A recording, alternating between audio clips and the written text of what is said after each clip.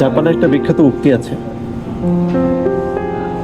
আপনি যদি মনে করেন আপনি হেরে গেছেন বা সবকিছু হারিয়ে ফেলছেন, তার মানেই না।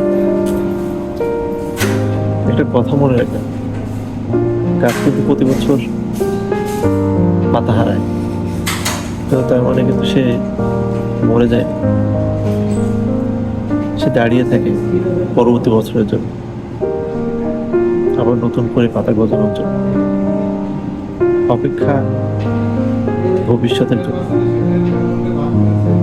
সেটাই তার ভালো কিছু আসবে বলেই সেই গাছটাও কিন্তু অপেক্ষা করে থাকে নতুন দিনের সূচনা করার জন্য। হেরে যাওয়া, হেরে গেছি বলে সবকিছু শেষ, এটা না। হেরে গেছি মানে আবার নতুন করে শুরু করা যাবে, এটাও কিন্তু